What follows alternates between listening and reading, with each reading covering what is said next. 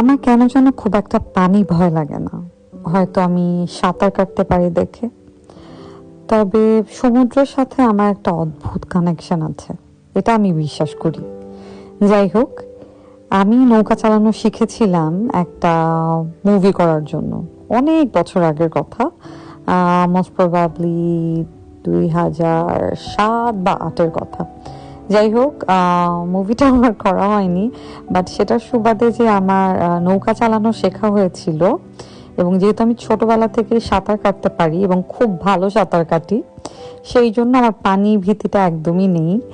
আর আমি যেখানে যেমন মানে বোটিং করার মানে সুযোগ পাই, কায়াকিং বলেন, আম, তারপর প্যাডেল বোট, ভেলা, নৌকা, কোষা, মানে যেটাই বলেন না কেন, আমার খুবই মজা লাগে নৌকা চালাতে। আর পানিতে মানে পড়ে গেলে তো আসলে ভয় নেই, কারণ সাঁতার জানি, ভেসেও থাকতে জানি।